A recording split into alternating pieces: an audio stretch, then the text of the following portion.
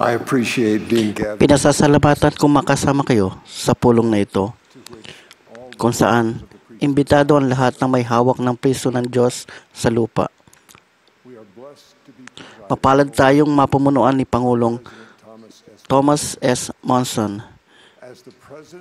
Bilang Pangulo ng Simbahan, siya ang tanging lalaking nabubuhay na responsable sa mga susing nagbubuklod sa mga pamilya, at lahat ng ordinansang iyon ng priesthood ay kailangan para makamit ang buhay na walang hanggan, ang pinakadakilang kaloob ng Diyos.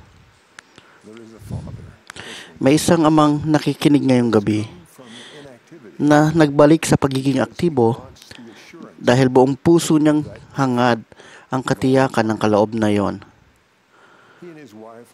Mahal niya at ng kanyang asawa ang dalawang musmus nilang anak.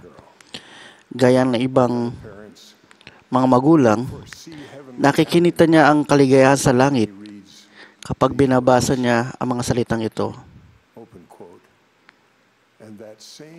At iyon ding lipunan na umiiral sa atin dito, ang iiral sa atin doon. Lamang ito ay may kakabit na walang hanggang kaluwalhatian, kung aling kaluwalhatian na hindi pa natin ngayon tinatamasa. Alam ng amang kasama natin nakikinig ngayong gabi, ang landas patungo sa kaluwalhatiang iyon. Hindi ito madali. Kinailangan niyang sumampalataya kay Hesukristo, lubos na magsisi, at baguhin ang kanyang puso sa tulong ng isang mabait na bishop na nagpadama sa kanya ng mapagmahal na pagpapatawad ng Panginoon. Nagpatuloy ang kanyang magandang pagbabago nang magtungo siya sa banal na templo para sa endowment na inilarawan ng Panginoon sa mga taong binigyan niya ng kapangyarihan sa unang templo sa dispensasyong iyon. Iyon sa Kirtland, Ohio, sinabi ng Panginoon, dahil dito, sa kadahilanang ito, ako ay nagbigay sa iyo ng kautusan na ikaw ay nararapat na magtungo sa Ohio, at doon bibigyan kita ng aking batas, at doon ikaw ay pagkakalooban ng kapangyarihan mula sa kaitaasan. At mula roon, sapagkat ako ay may mahalagang gawaing nakalaan, sapagkat ang Israel ay maliligtas, at akin silang aakayin saan kumanaisin, at walang kapangyarihan ang makapipigil sa aking kamay. Sa kaibigan kong napaaktibo kamakailan at sa lahat ng priesthood, isang dakilang gawain, gagawin pa lang ang mangunguna sa pagliligtas sa bahagi ng Israel na pananagutan natin. Ang inyong pamilya, alam niya na para mangyari yan, kailangan silang magbuklod sa pamamagitan ng kapangyarihan ng Melchizedek priesthood sa banal na templo ng Diyos. Ako ang gusto niya magbuklod sa kanila. Gusto nilang mag-asawa na magawa ito sa lalong madaling panahon. Dahil abala tayo sa pagdating ng pangkalahatang komperensya, pinakausap ko ang mag-asawa at kanilang bishop sa sekretary ko para mahanap ang pinakamagandang petsa. Nagulat ako at natuwa nang sabihin sa akin ng ama na nakatakda ang pagbubuklod sa Abril 3. Sa araw ding iyon, noong 1836, isinugo si Elijah, ang propetang inilipat sa langit sa Kirtland Temple para ibigay ang kapangyarihang magbuklod kina Joseph Smith at Oliver Cowdery. Ang mga susing iyon ay nasa simbahan ngayon at magpapatuloy hanggang sa dulo ng panahon. Ito rin ang banal na otoridad na binigay ng Panginoon kay Pedro nang ipinangako niya. Ibibigay ko sa iyo ang mga susi ng kaharian ng langit, at anumang iyong talian sa lupa ay tatalian sa langit, at anumang iyong kalagan sa lupa ay kakalagan sa langit. Ang pagbabalik ni Elijah ay nagpala sa lahat na may hawak ng priesthood. Niliwanag ito ni Elder Harold B. Lee na magsalita siya sa pangkalahatang komperensya. Hawak ko ang priesthood. Hawak ninyo mga kapatid na narito ang priesthood.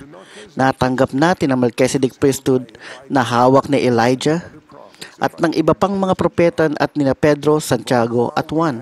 Ngunit kahit may otoridad tayo magbinyag, magpatong ng mga kamay para sa kaloob na Espiritu Santo at mag-orden ng iba pang at gawin ang lahat ng bagay na ito, kung wala ang kapangyarihang magbuklod, wala tayong magagawa dahil walang bisa ang ating ginawa. Sabi pa niya, ang mas mataas na ordinansa, ang mas dakilang mga pagpapalang mahalaga sa kadakilaan sa kaharian ng Diyos ay matatamo lamang sa ilang lugar. Walang may karapatang magsagawa nito kung maliban kung matanggap niya ang otoridad na gawin ito mula sa taong may hawak ng mga susi.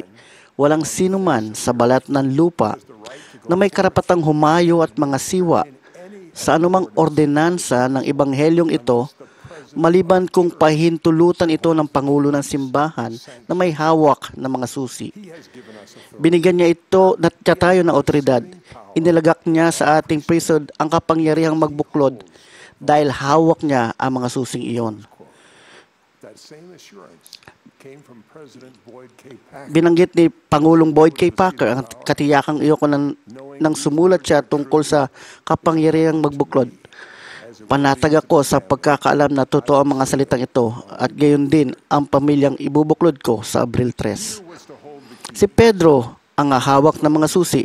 Si Pedro ang hawak ng kapangyarihang magbigkis o magbuklod sa lupa o magkalag sa lupa at magiging gayon din sa kalangitan. Ang mga susing iyon ay nasa Pangulo ng Simbahan, sa propeta, tagakita at tagapahayag. Ang sagradong kapangyarihang magbuklod ay nasa simbahan ngayon. Wala nang iba pang higit na pinagtutuunan ng sagradong pagdinilay ang mga taong nakakaalam sa kahalagahan ng karapatang ito.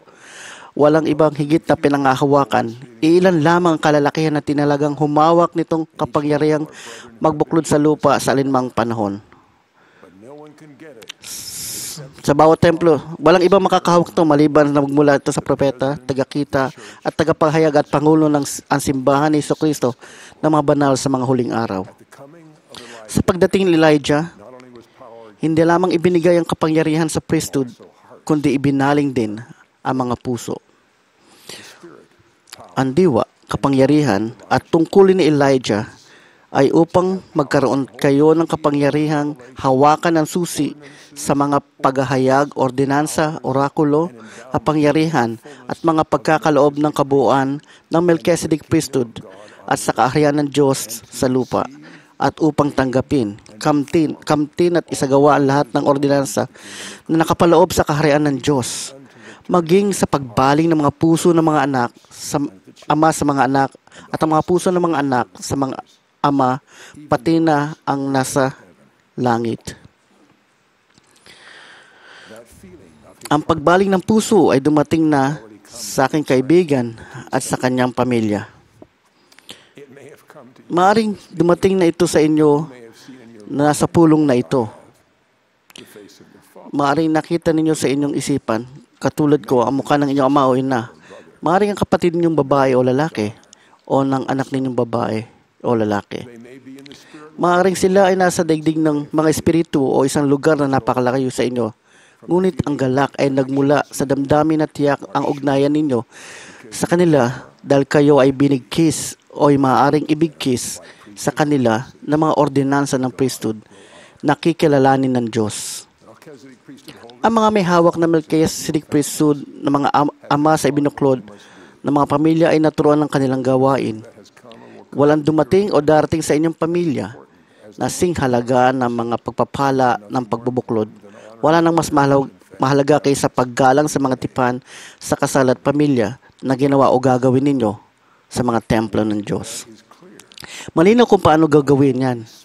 Dapat ibuklod ng banal espiritu ng pangako sa pamamagitan ng ating pagsunod at sakripisyo ang ating mga tipan sa templo para magkatotoo ito sa mundong darating. Pinaliwanag ni Pangulong Harold Billy ang kahulugan ng mabuklod ng banal na espiritu ng pangako sa pamamagitan ng pag-uulit ng sinami Elder Melvin J. Ballard. malilin lang natin ang mga tao, ngunit hindi ang Espiritu Santo. At ang ating mga pagpapala ay hindi magiging pangwalang hanggan maliban ko ibuklod ng banal na Espiritu ng pangako. Ang Espiritu Santo ang nagbabasa ng puso't isipan ng mga tao at sumasang-ayon sa pagbubuklod sa mga pagpapalang pinahayag sa kanila. Sa gayon, ito ay iiral, may bisa at lubos na magaganap. Nang ibuklod kami ni Sister Irene sa Logan Temple, hindi ko na unawaan noon ang lubos na kahalagahan ng pangakong iyon. Sinisikap ko pa rin unawain ang buong kahulugan niyon. Ngunit pa siya namin mag-asawa sa simula pa lang ng halos 50 taon na aming pagsasama na ayayahan ng Espiritu Santo sa aming buhay at sa aming pamilya hanggat maaari. Bilang bata pang ama na ibinuklod sa templo at ibinaling ang aking puso sa aking asawa at sa mga anak kong bata pa, nakilala ko si Pangulong Joseph Fielding Smith sa unang pagkakataon sa council room ng unang Panguluhan, kung saan ako ay inanyahan dumating ang tiyak na patotoo sa akin nang tanungin ako ni Pangulong Harold B. Lee habang nakaturo kay Pangulong Smith. Naniniwala ka ba na propeta nga ng Diyos ang lalaking ito? Kapapasok lang ni Pangulong Smith sa silid at hindi pa nagsasalita. Walang hanggan ang pasasalamat ko na matatag ko yung sinasagot. Alam ko pong tama yan. At alam ko nang may katayakan, tulad ng pagkakaalam ko, na sumisikat ang araw na hawak niya ang kapangyarihang magbuklod sa priesthood para sa buong daigdig. Ang karanasang yan ay nagbigay ng malaking kapangyarihan sa mga sinabi niya sa aming mag-asawa ng isang session ng komperensya noong Abril 6, 1972. Pinayo ito sa Pangulong Joseph Fielding Smith. Kalooban ng Panginoon na patatagin at ingatan ng pamilya. Isinasamo namin sa mga ama na lumugar sa tama nilang lugar bilang ulo ng tahanan. Hinihilang namin sa mga ina na tulungan at suportahan ang kanilang asawa at maging halimbawa sa kanilang mga anak. Magmumungkahi ako ng 4 na bagay na magagawa ninyo bilang amang may hawak ng priesthood para muli ninyong mapasigla at maakay ang inyong pamilya sa pabalik sa Ama sa langit at sa tagapagligtas. Una, magtamo at magkaroon ng tiyak na patotoo na nasa atin ang mga susi ng priesthood at hawak ito ng Pangulo ng Simbahan. Ipagdasal iyan araw-araw. Darating ang sagot na may iba yung determinasyong akayin ang inyong pamilya ng may pag-asa at may mas malaking kaligayahan sa inyong paglilingkod. Masasaya kayo at gaganda ang inyong pananaw. Isang malaking pagpapala sa inyong asawa at pamilya. Ang pangalang dapat gawin ay mahalin ng inyong asawa. Kailangan ng pananampalataya at pagpapakumbaba para unahin ang interes niya kaysa inyo sa mga pakikibaka sa buhay. Responsibilidad din ninyong paglaanan at pangalagaan ng pamilya kasama siya habang maglilingkod kayo sa iba. Maaring ubusin niyan ng lahat ng sigla at lakas ninyo kung minsan. Maaring dumami ang mga pangailangan ng inyong asawa dahil sa edad at karamdaman. Kung pinili ninyo noon pa na paligayahin muna siya kaysa sarili ninyo, pinapangako ko na mag-iibayo ang pag-ibig ninyo sa Kanya. Pangatlo, hilingin sa buong pamilya na magmahalan. Itinuro ni Pangaro Ezra Taft Benson patungkol sa kawalang hanggang kaligtasan at responsibilidad ng buong pamilya. Higit sa lahat, kailangan malaman at madama ng mga anak na sila ay minamahal, kailangan at pinangangahalagaan. Kailangan tiyakin iyan sa kanila ng madalas. Malinaw na ito ay isang papel na dapat gampanan ng mga gulang at mas madalas ay ang ina ang pinakamahusay na makagawa nito. Ang isa pang mahalagang pagmumula ng damdamin na minamahal tayo ay ang pagmamahal ng iba pang mga anak sa pamilya. Ang walang maliw ng malasakit na magkakapatid sa isa't isa ay madarama lamang sa patuloy na pagsisikap ng mga magulang at sa tulong ng Diyos. Alam ninyong nangyayari ito sa sarili ninyong pamilya at tumitibay ito tuwing mababasa ninyo ang mga pag-aaway sa pamilya na naranasan ng matuwid na si Lehi at ang kanyang asawang si Saraya na nakatala sa Aklat ni Mormon. Ang kanilang mga tagumpay ay gumagabay sa atin. Tinuro nila ang Ebanghelyo ni Kristo ng napakahusay at napakatyaga, kaya ang mga anak at maging ang ilang inapo ay lumambot ang puso sa Diyos at sa isa't isa sa sumunod na mga henerasyon. Halimbawa, sinulatan sa iba't ibang kapamilya naging kaaway nila. Kung minsan ay pinalambot ng Espiritu ang puso ng libo-libo at pinalitan ng pagmamahal ang poot. Ang isang paraan para magtagumpay kayong tulad ni Amang Lihay ay sa paraan ng pamumuno natin sa panalangin ng pamilya at sa oras ng pamilya, tulad ng mga family home evening. Bigyan ng pagkakataong manalangin ng mga bata kapag kaya nila manalangin para sa ibang kasama nila sa grupo na kailangan mabiyayaan. Alamin kaagad ng pinagsimula ng mga pag-aaway at kilalanin ang di makasariling mga paglilingkod, lalo na sa isa't isa. Kapag ipinagdasal at pinaglingkuran nila ang isa't isa, ang mga puso ay lalambot at babaling sa isa't isa at sa kanilang mga magulang. Ang pang-apat na pagkakataong maakay sa inyo ang inyong mga pamilya sa landas ng Panginoon ay dumarating kapag kailangan magdisiplina. Matutugunan natin ang ating obligasyong magwasto sa paraan ng Panginoon at takayin sila tungo sa buhay na walang hanggan. Maalala niyo ang mga salita, ngunit maaaring hindi pa ninyo nakita ang kapangyarihan ito para sa isang may hawak na Melchizedek priesthood na inihanda ang kanyang pamilya na makasalumang muli sa kahariang celestial ang mga taong makasama nila rito. Walang kapangyarihan o impluwensya na maaari o nararapat na panalitin sa pamamagitan ng kabanalan ng pagkasaserdote, tangi sa pamamagitan ng paghihikayat na mahabang pagtitiis ng kahinuuan at kaamuan at hindi pagkunwaring pag-ibig sa pamamagitan ng kabitan at dilisay. Pagsabihan sa tamang pagkakataon ng may kataliman kapag pinakilos ng Espiritu Santo at pagkatapos sa magpakita ng ibang pagmamahal sa kanya na inyong pinagsabihan at baka kanya ituring na kaaway upang kanyang malaman ang inyong katapatan na itigit na matibay kaysa sa mga gapos ng kamatayan. At kalaunan ay nagiging napakalang ng pangako para sa atin bilang mga ama sa Sayon. Ang Espiritu Santo ang iyong magiging kasama sa tuwina. At ang iyong setro ay hindi nagbabagong setro ng kabutihan at katotohanan. At ang iyong pagmamahal ay maging walang hanggang pagmamahal at sa walang sapilitang pamamaraan nito ay dadalay sa iyo magpakilanman at walang katapusan. Mataas na pamantayan niya para sa atin, ngunit kapag nagpakinahinon tayo at nagpakumbaba ng may pananampalataya, sumasang-ayon ng Espiritu Santo at nagiging tiyak ang mga sagradong pangako at tipan.